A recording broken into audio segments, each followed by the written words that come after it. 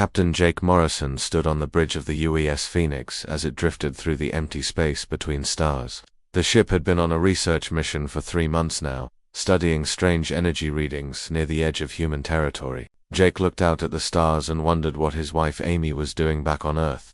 He missed her cooking and the way she laughed at his bad jokes. Dr. Lisa Barnes worked at her station in the science lab below the bridge.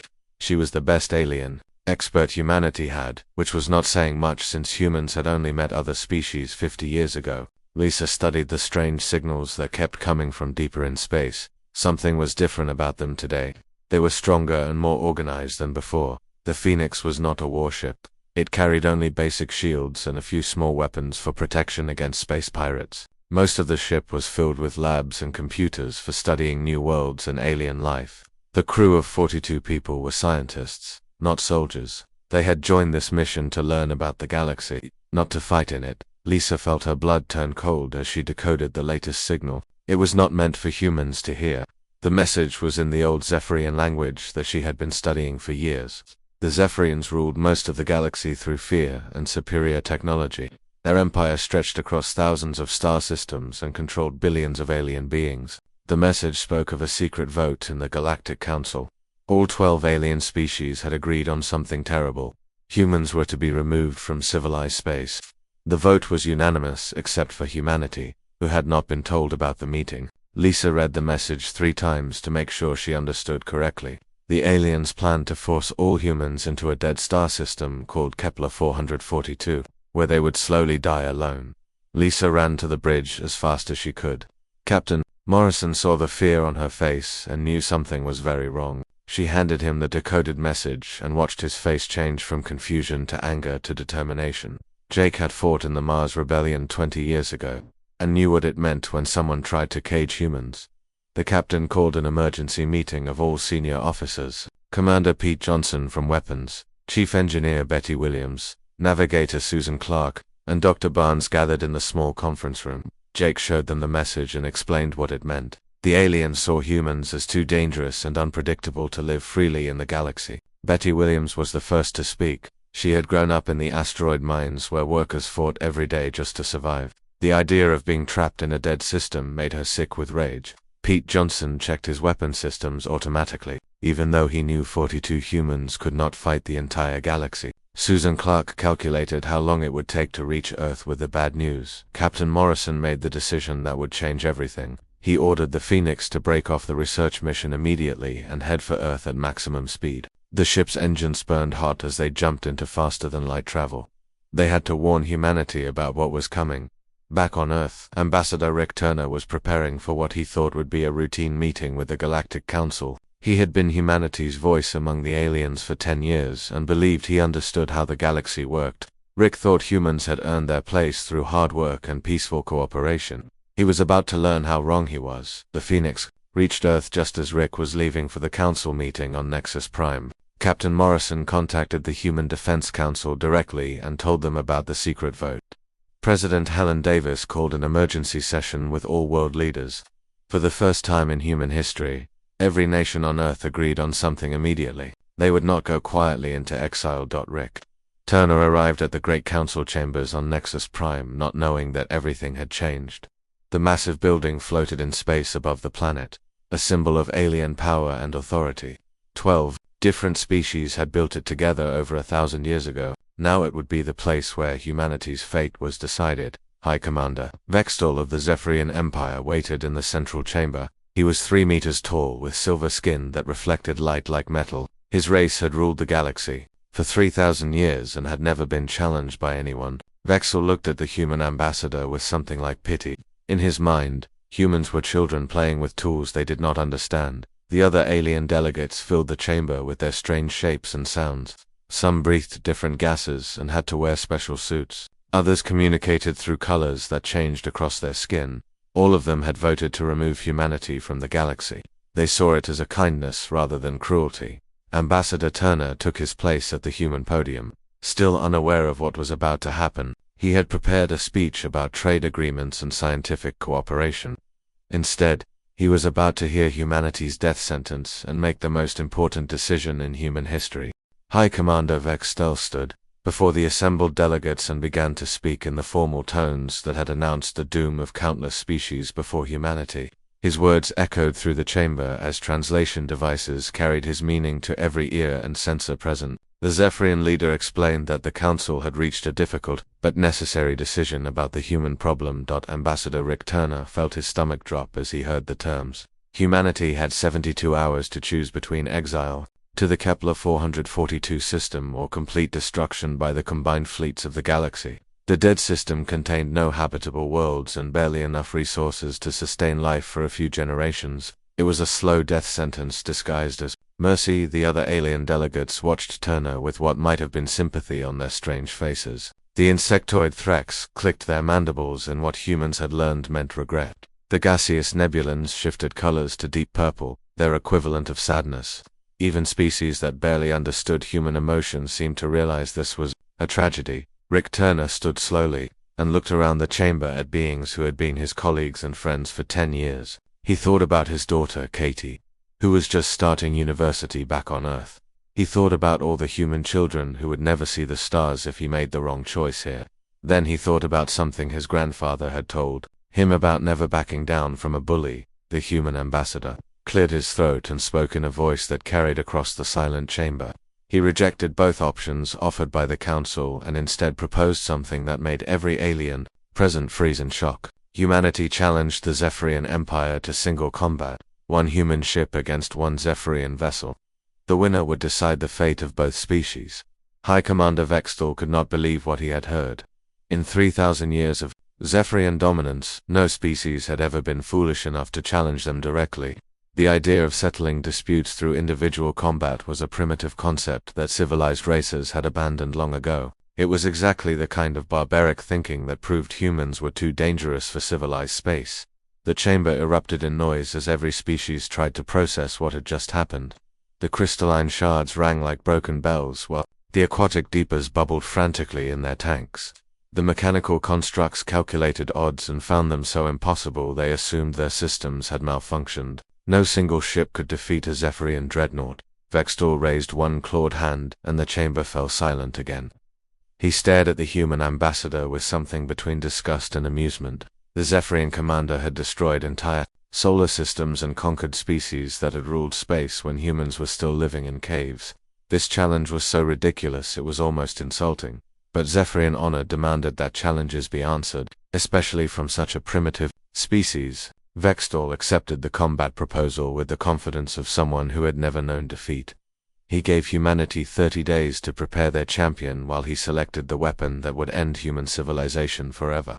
The chamber cleared quickly as delegates rushed to report this unprecedented event to their homeworlds. Rick Turner transmitted the news back to Earth with hands that shook from adrenaline and fear. He had just committed his entire species to a battle they could not possibly win.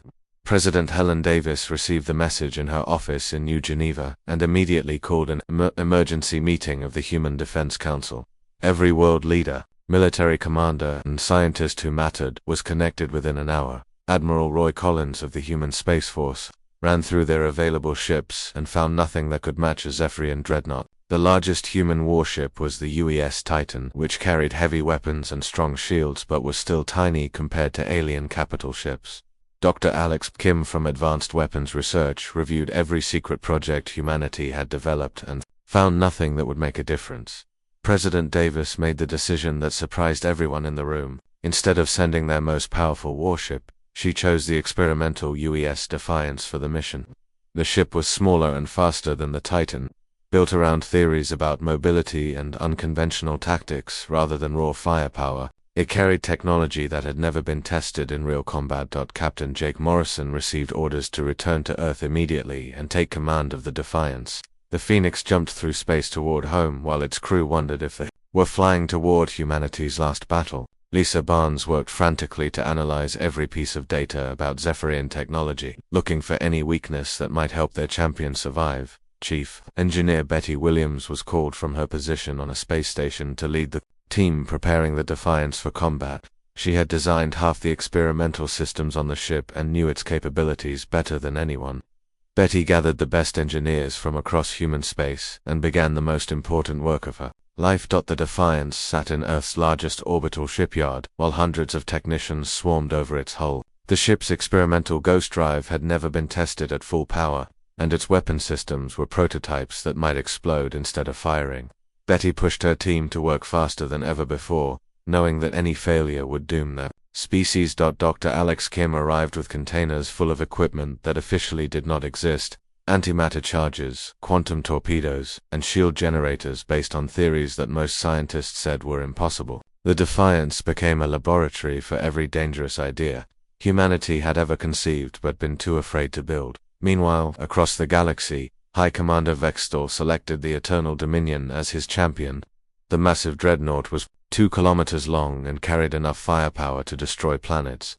Its commander, War Prime Kethfer, had never lost a battle in 500 years of service. The ship represented the absolute peak of Zephyrian military power. Kethfer studied the limited data available about human ships and found nothing that concerned him.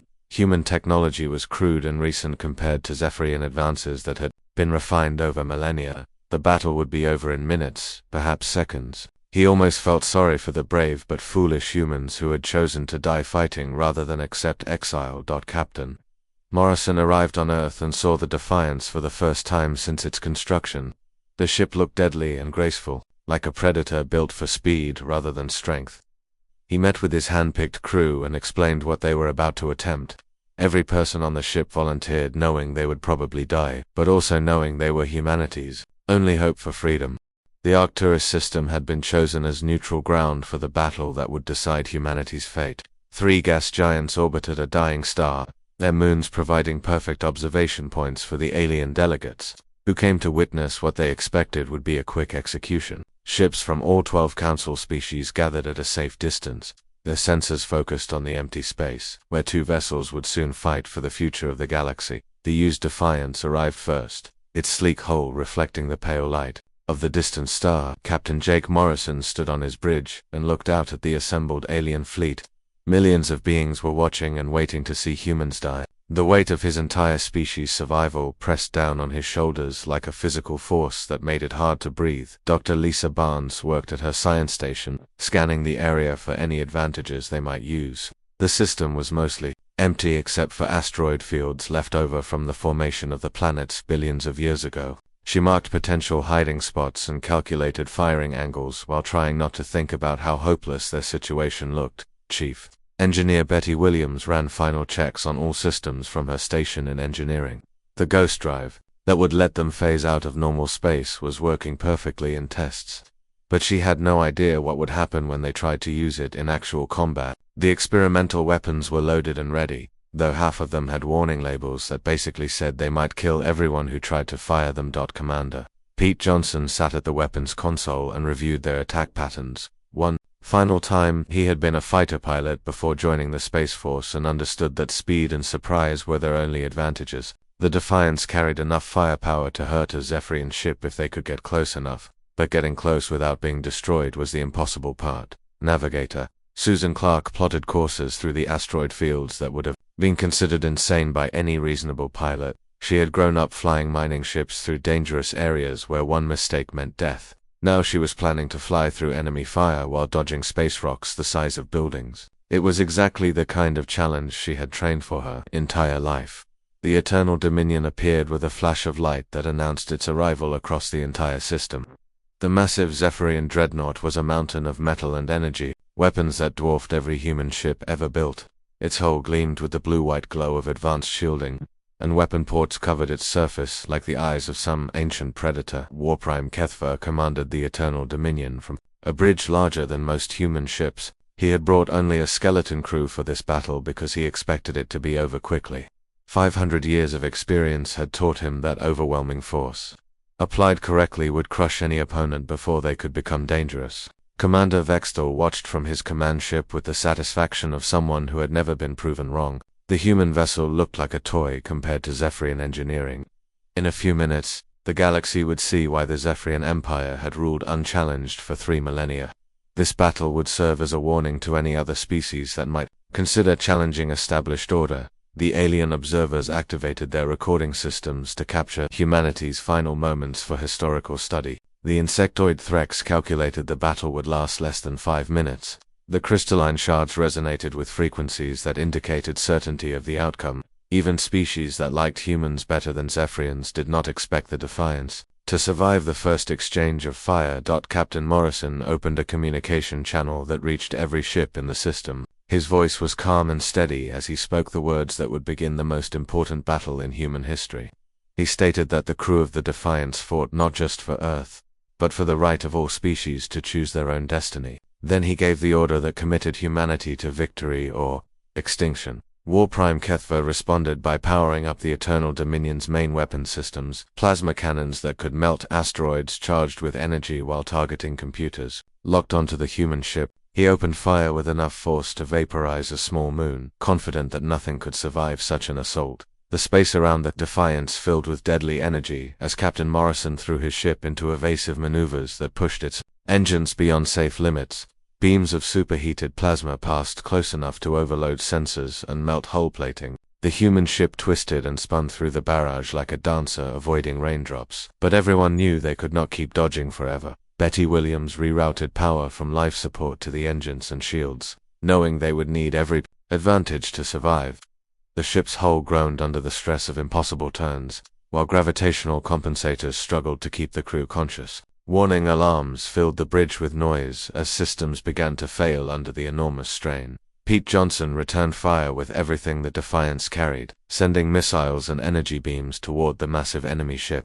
The weapons struck the Zephyrian shields and seemed to disappear without effect, like throwing stones at a mountain. The alien observers noted with satisfaction that human technology was exactly as primitive as expected. But Lisa Barnes had been studying the shield impacts carefully and noticed something the aliens missed. The Zephyrian defenses were incredibly strong, but they were not perfect. Each hit created tiny fluctuations in the energy field, and she was beginning to see a pattern in how the system redistributed power to maintain protection. Susan Clark guided the ship through an asteroid field, while enemy fire shattered rocks around them. Chunks of stone and metal provided temporary cover as she plotted a course that would bring them closer to the Eternal Dominion. The Zephyrian ship was too large to follow them through the tightest spaces between asteroids. War Prime Keth grew annoyed as his targeting systems struggled to lock onto the smaller ship, moving through the debris field. He had expected to end this battle with a single devastating salvo, but the humans were proving more elusive than anticipated. He ordered his gunners to destroy the entire asteroid field to eliminate their cover. The Defiance emerged from the rocks just as Captain Morrison had planned. Using the distraction to get closer to their massive opponent, Dr. Barnes called out coordinates for specific points on the enemy shields, where the energy fluctuations were strongest. It was time to test whether human theories about Zephyrian technology were correct. Pete Johnson targeted the exact spots Lisa had identified and fired a concentrated barrage from all weapons. The missiles and energy beams struck the same shield section within milliseconds of each other, creating a harmonic resonance that the Zephyrian generators could not compensate for quickly enough. For the first time in the battle, human weapons penetrated Zephyrian defenses and struck the hull of the Eternal Dominion. The damage was minor, but the psychological effect was enormous. Across the system, alien observers realized they were not watching an execution but an actual fight. War Prime Kethfer stared at his damage reports in disbelief, while High Commander Vextor felt the first cold touch of doubt. War Prime Kethver stared at the damage reports from his bridge and felt something he had not experienced in 5 centuries of warfare. The humans had actually hurt his ship.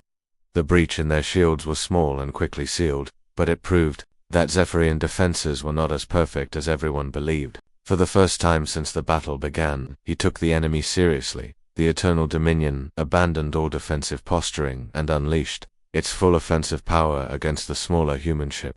Plasma cannons, particle beams, and quantum disruptors fired in coordinated patterns that turned the space around the Defiance into a death trap. No ship should have been able to survive in that storm of energy, but somehow the humans kept flying. Captain Jake Morrison pushed his crew and ship beyond every safe limit as they danced through the lethal barrage.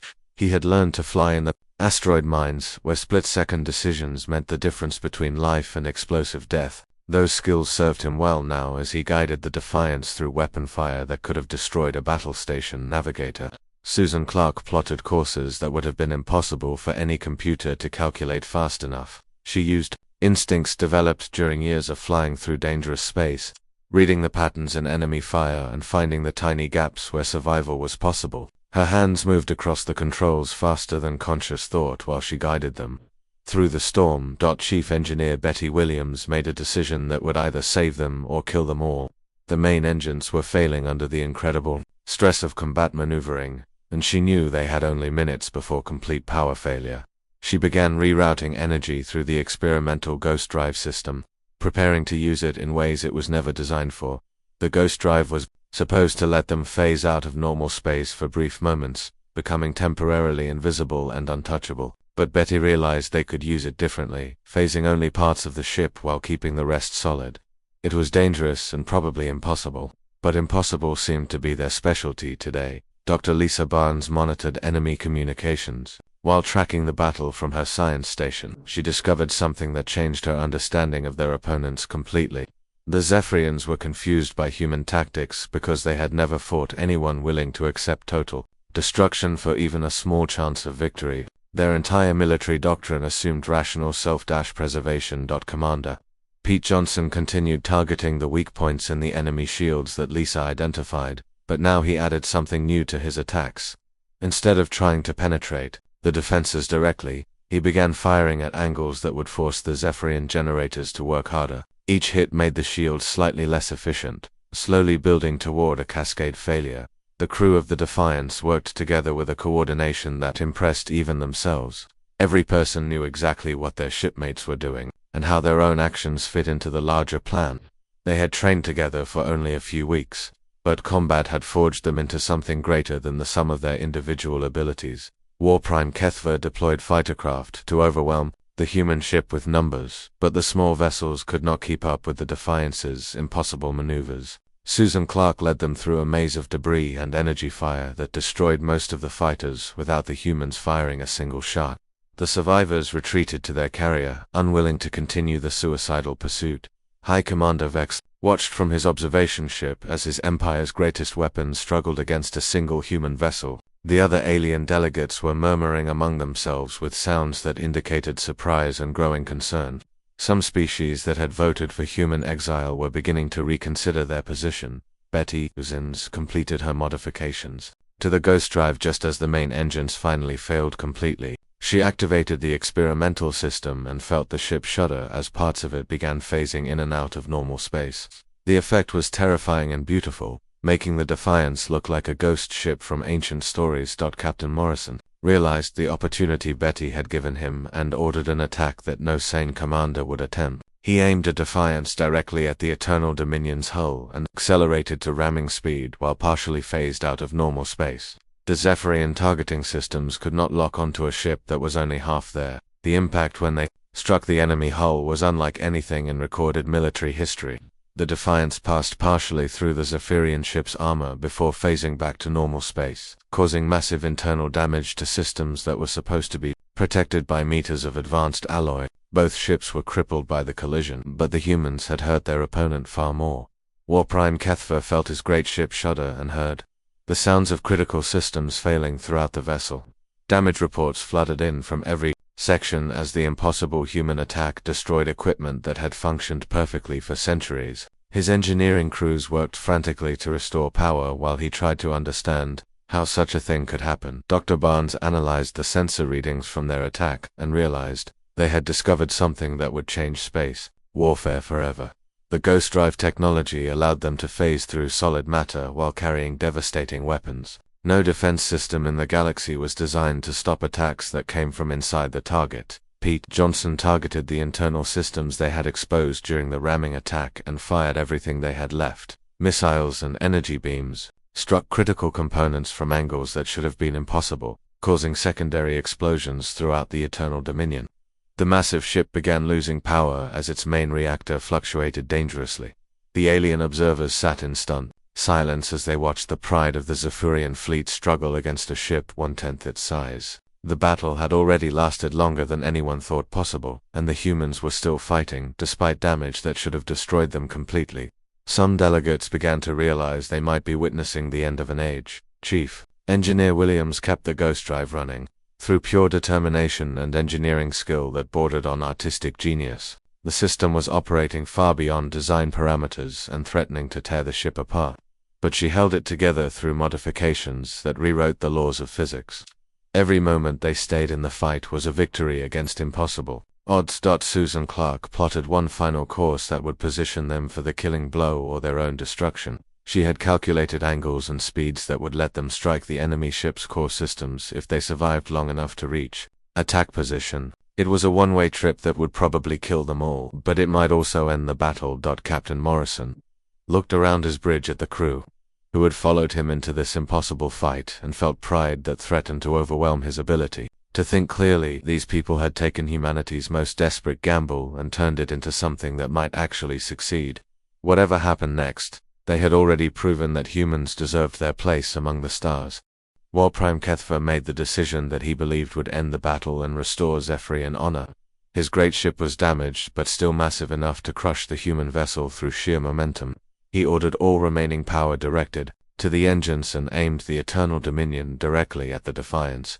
If he could not destroy them with weapons, he would ram them and accept mutual destruction. The crippled Zephyrian dreadnought began its final charge across the battlefield, its hull glowing from internal fires and system failures, but still moving with the terrible momentum of a mountain falling from space. While Prime Kethver stood on his bridge and prepared to die with the satisfaction of taking humanity's champions with him, he would be remembered as the commander who ended the human threat forever. Captain Jake Morrison watched the massive enemy ship bearing down on them and realized they had only seconds before impact. The Defiance was too damaged to outrun their opponent, and their weapons were not powerful enough to stop something that large. He turned to Chief Engineer Betty Williams and gave the order that would either save humanity or destroy them all in the attempt. Betty Williams looked at her control panel and saw readings that told her the ghost drive was already pushed far beyond its breaking point. What Captain Morrison was asking for had never been tested and would probably tear their ship apart on a molecular level. But the alternative was certain death for everyone on board and the end of human freedom. She began the sequence for Protocol Omega. Dr. Lisa Barnes calculated the exact timing they would need to survive what came next. The Eternal Dominion was approaching at tremendous speed, and they would have only 2.3 seconds to phase completely out of normal space before impact. Any longer and the ghost drive would explode. Any shorter and they would still be solid when the enemy ship reached them. Navigator Susan Clark held the Defiance steady, despite every instinct screaming at her to dodge the incoming dreadnought. The success of their desperate plan depended on precise positioning, and any movement now would ruin their only chance. She watched the Zephyrian ship grow larger on her screen and tried not to think about what would happen if the ghost drive failed. Commander Pete Johnson prepared the antimatter charges that Dr. Barnes had modified for this exact moment. The explosive devices were designed to detonate inside solid matter, something that should have been impossible according to every law of physics. But human engineers had stopped caring about impossible things several hours ago when they started this fight. The ghost drive reached critical overload just as the Eternal Dominion closed to ramming distance.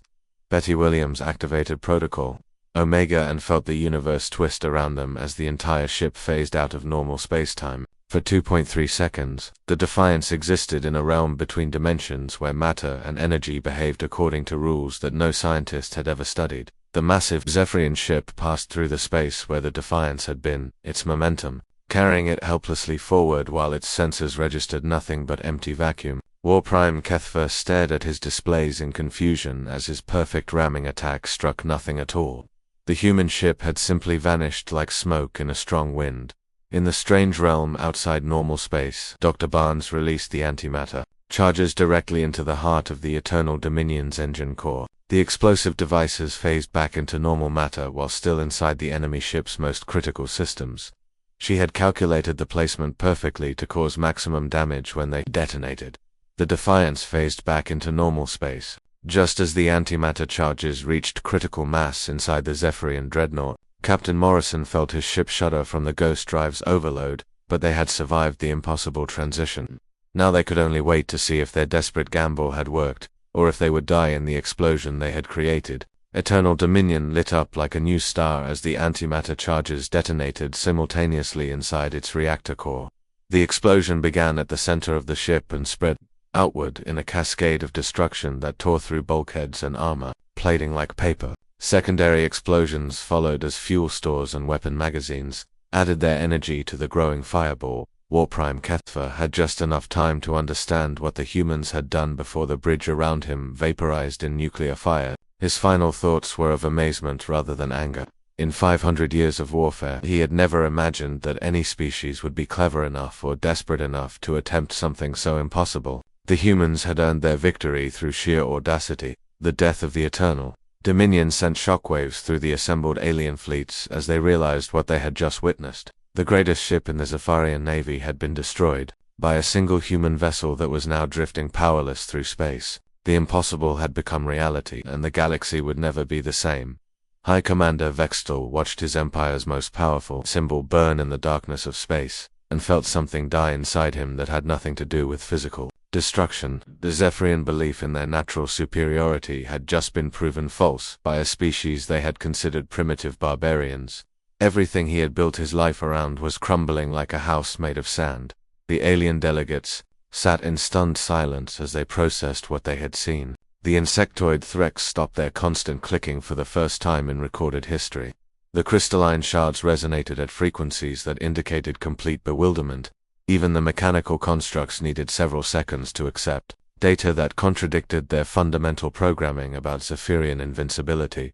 Aboard the crippled Defiance, Captain Morrison managed to restore enough power to send a transmission that reached every corner of the galaxy. His voice was weak from exhaustion and injury, but his words carried the strength of an entire species that had refused to accept defeat. He announced that humanity chose to remain free and would fight anyone who tried to cage them. Chief Engineer Betty Williams looked at her displays and realized that most of their ship's systems had been destroyed by the Ghost Drive overload. They were alive but barely functional, drifting through space on emergency power with no way to defend themselves if anyone decided to finish what the Zephyrians had started. But somehow she did not think anyone would be eager to attack them. Now Dr. Lisa Barnes monitored the communications from the alien fleet and heard something she had never expected. Several species were openly questioning the wisdom of their vote to exile humanity. The demonstration of human capabilities had changed political calculations across the galaxy, as everyone realized they had seriously underestimated the newest members of the Galactic Council. The battle was over, but its consequences were just beginning to spread through civilized space like ripples from a stone thrown into still water. The Zephyrian Empire had suffered its first major defeat in 3,000 years, and other species were already calculating what this meant for the balance of power. The age of unquestioned alien dominance was ending, replaced by something new and unpredictable. Navigator Susan Clark managed to guide their damaged ship toward the observation fleet, hoping someone would help them before their life support failed completely. She had never been more proud to be human than in this moment, when her species had proven they deserved their place among the stars, through courage and determination that no other race could match. The rescue ships that came for the Defiance belonged to species that had voted for human exile just days before. The crystalline shards were first to reach the crippled vessel, their geometric ships moving carefully to avoid any action that might be seen as threatening. Even the Zephyrian observers sent medical aid, though their transmissions carried the bitter taste of defeat and growing political chaos. High Commander Vextal returned to the Zephyrian homeworld in disgrace. His reputation destroyed along with the Eternal Dominion. The news of their defeat spread through the Empire faster than official reports could suppress it. Client species that had served the Zephyrians for centuries began declaring independence, inspired by humanity's example and emboldened by proof that their masters were not invincible. Captain Jake Morrison recovered from his injuries in a medical bay aboard a Threx vessel, while his crew were scattered among different alien ships for treatment. The insectoid species had technology that could heal human wounds, though their methods were strange and uncomfortable. Morrison spent his recovery time answering questions from alien commanders who wanted to understand how the impossible victory had been achieved. On Earth, President Helen Davis addressed the Combined World Congress and Colonial Assembly in a speech that was broadcast to every human settlement across known space. The victory had united humanity like nothing in their history, but it had also made them the most feared species in the galaxy. She announced new policies for dealing with their changed status among the stars. The Galactic Council convened an emergency session on Nexus Prime to address the completely altered political situation. Ambassador Rick Turner arrived to find alien delegates treating him with a mixture of respect and nervous caution. The human who had issued the challenge that changed everything was now the most influential person in the chamber, though he had held the same position for less than a week. Dr. Lisa Barnes published her analysis of the battle in a report that became required reading at military academies across the galaxy. She explained that humanity's victory came not from superior technology but from their willingness to embrace calculated risks that other species considered suicidal. Her work became the foundation for new theories about asymmetric warfare that challenged assumptions held for thousands of years. The Zephyrian Empire began to fragment as rebellion spread from system to system. Species that had been conquered generations ago remembered their freedom and fought to reclaim it. The mighty fleets that had enforced galactic order for 3 millennia found themselves fighting dozens of separate wars against opponents who had learned human tactics of courage and desperate innovation. Chief Engineer Betty Williams led the team that restored the Defiance to working condition using a combination of human engineering and alien technology, freely offered by species seeking to improve relations with humanity. The ghost drive that had won the battle was refined and improved, giving human ships capabilities that no other race could match or fully understand. Ambassador Turner presented humanity's demands to the assembled council with the quiet confidence of someone whose species had just proven their worth in the most dramatic way possible. The exile order was officially rescinded and humans were granted full voting rights in all council decisions. More importantly, humanity demanded representation on the military command structure that governed galactic security. The other species agreed to human demands with a speed that would have been impossible before the battle. The insectoid offered technology exchanges, while the gaseous nebulans provided star charts to previously restricted regions of space. Even former allies of the Zephyrians sought to establish friendly relations with the species that had changed the balance of power forever. Commander Pete Johnson was promoted to captain and given command of the first human battle group assigned to patrol former Zephyrian territory. His ships carried weapons designed around the lessons learned from the Defiance's victory, emphasizing speed and unconventional tactics over raw firepower. The galaxy was learning to fear human innovation more than Zephyrian strength. Navigator Susan Clark became an instructor at the new Human Naval Academy, teaching courses in advanced combat maneuvering to pilots from across human space. Her techniques were studied and copied by alien military schools, though none of them could match the intuitive creativity that made human tactics so effective in desperate situations. The UES Defiance was restored to perfect condition and became a museum ship in orbit around Earth, visited by millions of humans and aliens who wanted to see the vessel that had changed galactic history. The ship's bridge was preserved exactly as it had been during the battle, with scorch marks and damage left untouched as reminders of humanity's finest hour.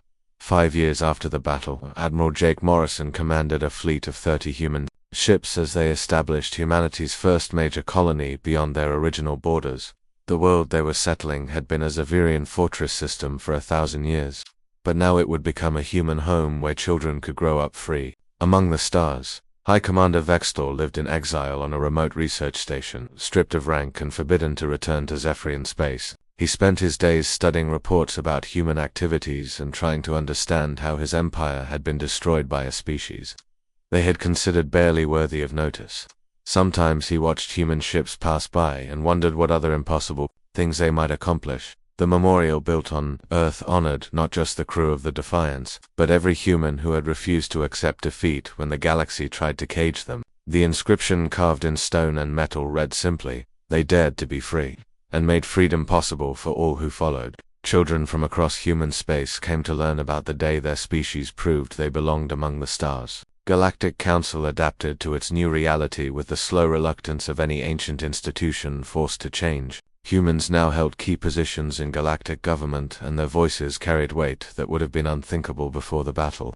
The age of Zephyrian dominance was over, replaced by a more complex system where power came from innovation, rather than tradition. Dr. Alex Kim's research division continued developing new technologies that pushed the boundaries of what was possible, always seeking the next breakthrough that might give humanity an advantage in an uncertain galaxy. The Ghost Drive was just the beginning of human contributions to galactic science, though it remained their most closely guarded secret. President Davis stood in her office 10 years after the battle, and looked out at the stars where human ships now traveled freely. The dare that Ambassador Turner had made in desperation had become the foundation of a new age, where humanity took its place as equals among the galactic community. The species that had been scheduled for exile now helped write the laws that governed civilized space. The galaxy had learned that sometimes the smallest voice could change the entire conversation, and that courage combined with innovation could overcome any obstacle. The human dare that had been meant to demonstrate their insignificance had instead proved that freedom was worth any risk and that the future belonged to those brave enough to reach for it. In the end, humanity had not just survived their greatest challenge, but had used it to transform themselves from subjects into leaders of a new galactic order.